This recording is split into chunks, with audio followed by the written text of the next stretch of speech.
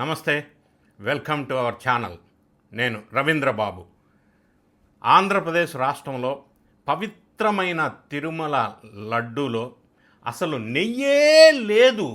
నెయ్యి ప్లేసులో artificially manufactured కెమికల్స్తో తయారు చేసిన లిక్విడ్ వాడారు అనేది ఒక వాదన.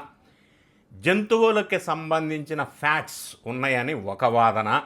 దీంతో పాటుగా ఇప్పుడు లేటెస్ట్గా SIT special investigation team constituted as per the advice of the Supreme Court CBI నేతృత్వంలో ఏసీబీ కోర్టు వారికి ఛార్జ్షీట్ సబ్మిట్ చేశారు.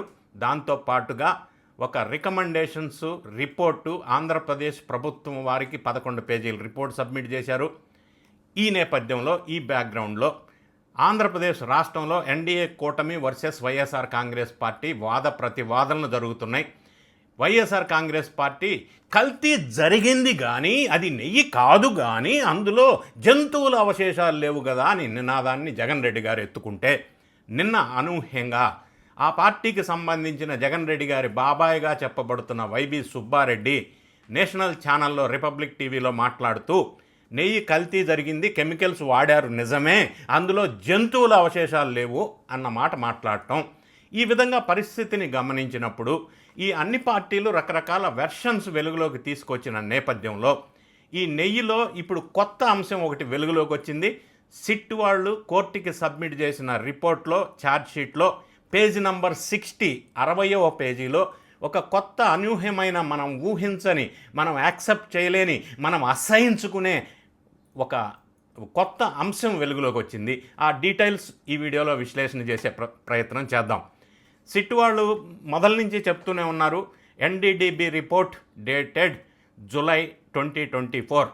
అదేవిధంగా దాన్ని బేస్ చేసుకొని చంద్రబాబు నాయుడు గారు సెప్టెంబర్ 19న ప్రజలకి తెలియజేశారు జంతు అవశేషాలు ఈ నెయ్యిలో తిరుమలలో వాడారు అన్న విషయం. ఈ బ్యాక్గ్రౌండ్ నేపథ్యంలో అప్పట్లో ఎన్డీడీబీ రిపోర్టు స్పష్టంగా తెలియజేసింది ఇందులో జంతు అవశేషాల గురించి. తర్వాత ఈ సిట్టు వాళ్ళు NDRI national dairy research institute, అందులో ఈ జంతు అవశేషాలు 10% కంటే తక్కువ ఉంటే వాళ్ళ దగ్గర ఉన్న ఇన్స్ట్రుమెంట్స్ ప్రకారంగా డిటెక్ట్ చేయటానికి వీలు కాదు, లిమిట్స్ ఆఫ్ డిటెక్షన్. కాబట్టి వాళ్ళు అంతకంటే తక్కువ ఉందామని తెలియదు, అది కనిపెట్టలేమని రిపోర్ట్ ఇస్తే వైఎస్ఆర్ కాంగ్రెస్ పార్టీ వాళ్ళు అందులో జంతువుల అవశేషాలు లేవు అని వితండవాదన మొదలుపెట్టారు. ఇది ప్రధానంగా అంశం. అయితే ఇప్పుడు ఆ నెయ్యి లాంటి పదార్థంలో emulsifiers, palm kernel oil, monoglycerides, beta carotene, acetic acid ester, lactic acid, diacetyl, తర్వాత మై వేకెంట్ సాఫ్ట్ 400, బెటా సిటోస్టెరాల్ లాంటి కెమికల్స్ వాడటంతో పాటుగా మనం రెగ్యులర్గా టాయిలెట్ లెట్రిన్స్ ఫ్లోరింగ్ క్లీన్ చేసుకోవటానికి వాడే ఒక కెమికల్ పవిత్రమైన తిరుమల లడ్డు ప్రసాదంలో నెయ్యి తయారు చేసే విధానంలో దాన్ని వాడారు. అది లప్సా అంటారు, LABSA. ఈ లప్సా కెమికల్ కూడా అందులో వాడినట్టుగా సిట్ వాళ్ళు సబ్మిట్ చేసిన ఛార్జ్షీట్ పేజ్ నంబర్ 60లో స్పష్టంగా చెప్పారు. ఈ లప్సా అనేది దేనికి వాడతారనే ఒక్క విషయం ఆలోచిస్తే మనం అసహించుకుంటాం. ఇటువంటి వాళ్ళ దేవాలయంలో తిరుమల తిరుపతి పవిత్రతని దెబ్బ కొట్టడం కాదు, 250 కోట్లు లూటీ చేయటం కాదు, హిందూ ధర్మం మీద దాడి అని అనుకోవాలా, ఏమని అనుకోవాలా దీన్ని అనేది ప్రధానమైన బాధ కలిగించే అంశం. ఇది ప్రధానంగా క్లీనింగ్ ఏజెంట్స్లో వాడతారు ఈ లప్సా అనేది. అంటే linear alkyl benzene sulphonic acid అనేది ఈ టాయిలెట్స్ క్లీన్ చేసుకునే హార్పిక్లోనూ, అదేవిధంగా డిటర్జెంట్స్లోనూ, పెస్టిసైడ్స్ పురుగు మందుల తయారీలోనూ, ఇండస్ట్రీస్లో ఫ్లోర్ క్లీనింగ్లోనూ, ఇటువంటి వాటిల్లో వాషింగ్ లిక్విడ్స్లోనూ, ఈ ఇండస్ట్రియల్ కెమికల్స్లోనూ, ఇటువంటి వాటిల్లో వాడతారు. ఎందుకంటే ఇది హైలీ ఎసిడిక్ అంటే జనరల్గా వాటర్ pH చూస్తే 7.5 ఉంటుంది. 7 అంటే న్యూట్రల్, 1 to 7 ఉందంటే pH అది హైలీ ఎసిడిక్ అని అర్థం సైంటిఫిక్గా. ఈ ఏదైతే linear alkyl benzene sulphonic acid లప్సా ఉందో దాని pH 1 ఉంది, అంటే హైలీ ఎసిడిక్ యాసిడ్ ఇది. దీన్ని ఫ్లోర్ క్లీనింగ్కి, టాయిలెట్స్, లెట్రిన్లు క్లీన్ చేయడానికి అందుకే వాడతారు. అటువంటి కెమికల్ని లడ్డూలో వాడారు అని చెప్పి స్పష్టంగా ఆధారాలతో నిరూపించింది. ఇది వాడటం కోసం అరిస్టో కెమికల్స్ వాళ్ళు సప్లై చేశారు. వాళ్ళకి 59 లక్షలు పే చేశారు. 8,900 టన్నులు దీన్ని కొనుగోలు చేశారు. దీనికి సంబంధించిన purchase orders, invoices, money transfer, ఈ లాజిస్టిక్స్ ద్వారా ఇది షిప్ చేశారు బోలే బాబా లేదా హర్ష్ ఫ్రెష్ డైరీ వాళ్ళకి. ఈ డీటెయిల్స్ అన్నీ సిట్ వాళ్ళు అందులో పేజీలో డీటెయిల్ ఇచ్చారు. వాళ్ళు ఇచ్చిన రిపోర్ట్ యాజ్ ఇట్ ఈజ్ మీకు చదివి వినిపించే ప్రయత్నం చేస్తాను షార్ట్గా. Gupta received Aadhaar details of Gyan Prakash Sharma and Vishal Rohilla, employees of Pamil Jain. ఈయన ఈ కేసులో A3గా ఉన్నాడు. Accordingly Manish Gupta prepared invoice in their names on various dates during March 2022 to May 2024. Pamil Jain, A3, accused 3 in this case, issued purchase order to Manish Gupta. Aristo Chemicals supplied lactic acid and LAPSA, linear alkyl benzene sulfonic acid, 8,900 kgs to Harsha Dairy and Bole Baba Dairy accused in this case. ఈ linear alkyl benzene sulphonic acid అనేది effective biodegradable anionic surfactant used in cleaning agents, detergents, pesticides, industrial surface cleaning. It provides foaming, emulsifying, deep cleaning properties. So ఈ విధంగా toilets క్లీనర్లో వాడే ఈ కెమికల్ని ఇందులో వాడటం ఏ విధంగా అంటే హిందువులనే కాదు, మనిషి అన్నోడు డైజెస్ట్ చేసుకుంటాడా, జీర్ణించుకుంటారా? టాయిలెట్ క్లీనర్లు లడ్డూకి వాడే నెయ్యిలో వాడతారా? ఇటువంటి హైలీ ఎసిడిక్ ఉన్నటువంటి ఈ లిక్విడ్ వల్ల అది కన్జ్యూమ్ చేసిన వాళ్ళకి జీర్ణకోశ సంబంధాలు, అదేవిధంగా కిడ్నీస్కి సంబంధించిన ఇబ్బందికరమైన పరిస్థితులు, అనారోగ్య సమస్యలు, క్యాన్సర్ లాంటి అనారోగ్య సమస్యలు ఈ రకంగా ఎంతో ఎఫెక్ట్ పడుతుంది. కాబట్టి ఈ లప్సా కెమికల్ ఇండస్ట్రియల్ పర్పస్ తప్ప ఆహార ఉత్పత్తుల తయారీలో వినియోగించకూడదు అని చెప్పి ఆహార ఉత్పత్తుల చట్టం ఇండియాలో 2006లో దీన్ని స్పష్టంగా నిషేధించారు. ఈ తినుబండారాల్లో దీన్ని వాడొద్దు అని స్పష్టంగా ఉంది. ఓన్లీ ఈ క్లీనింగ్ ఏజెంట్ మాత్రమే ఇది.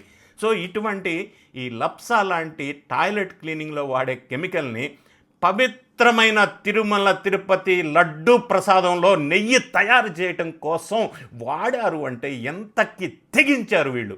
అంటే అన్య మతస్థులు అయితే మాత్రం హిందూ మతం మీద దాడా ఇది. నేను అంటున్నా ఇందులో పెద్ద కుట్ర కూడా ఉంది అని. ఎందుకంటే ఇది ఏదో 250 కోట్లు డ్యూటీ చేయటం కోసం ఆ యాంగిల్లోనే చూడకూడదు. ఈ విషయం ఇంకా దానికి అంతకు మించి అన్న విధంగా దర్యాప్తు చేయాలా. అందుకే ఆంధ్రప్రదేశ్ ప్రభుత్వం వారు 1 man కమిటీ ఫామ్ చేశారు. ఈ సిట్ వాళ్ళు గవర్నమెంట్కి ఇచ్చిన 11 pages రిపోర్ట్ అండ్ రికమెండేషన్స్ మాత్రమే కాకుండా కోర్టుకి సబ్మిట్ చేసిన ఛార్జ్ షీట్లో అస్సలు ప్రధానమైన తిరుమల తిరుపతి దేవస్థానం కీ పీపుల్ నేమ్స్ ఉన్నాయా లేవా, లేకపోతే ఎందుకు మిస్ చేశారు, వాళ్ళు ప్రధానమైన నిందితులు కదా, కేవలం ఎంప్లాయీస్ని మాత్రమే పెడితే సరిపోదు కదా, దీన్ని తేల్చడం కోసం సింగిల్ మెన్ కమిటీని ఏర్పాటు చేశారు. ఇంకొక కీలకమైన అంశం ఏంటంటే NDRI, నేషనల్ డైరీ రీసెర్చ్ ఇన్స్టిట్యూట్లో పనిచేసినటువంటి వ్యక్తులు, తర్వాత బోలే బాబాలో ఉన్నటువంటి కీలకమైన వ్యక్తులు, 3 వ్యక్తులు అప్రూవర్గా మారారు. ఇది ఒక ఆశ్చర్యకరమైన లేటెస్ట్ డెవలప్మెంట్ ఈ కల్తీ నెయ్యి వ్యవహారంలో. విజయ భాస్కర్ రెడ్డి అనే అతను కానీ, సైంటిస్ట్గా చెప్పబడుతున్న ఇంకొక వ్యక్తి కానీ అప్రూవర్గా మారి వాళ్ళు NDRIలో పనిచేసి తర్వాత తిరుమలలో ఈ నెయ్యి చెకింగ్ వ్యవహారంలో కన్సల్టెంట్స్గా జాయిన్ అయ్యారు.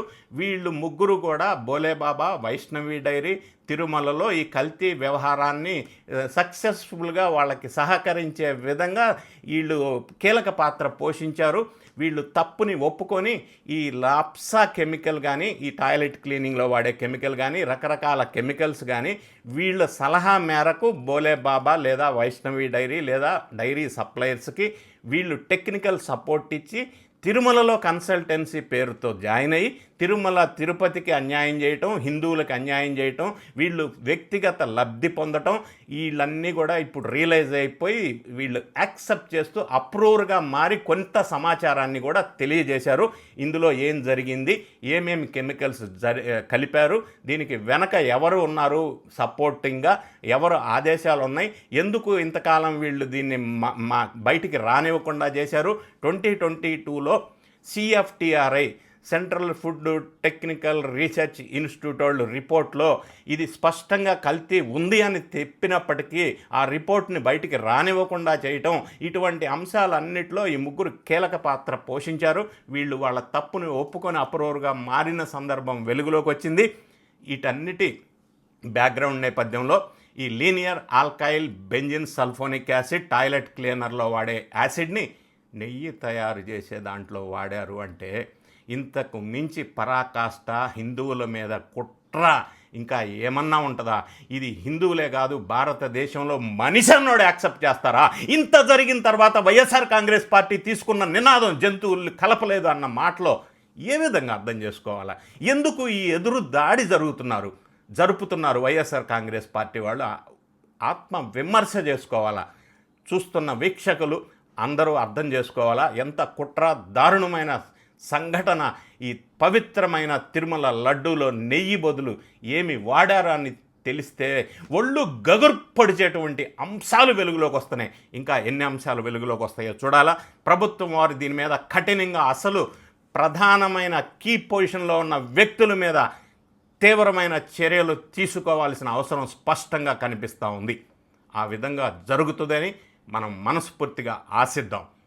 వీడియోలో మీ కామెంట్స్ని కామెంట్ బాక్స్లో తెలియజేయటం మర్చిపోవద్దు. Thank you so much for watching.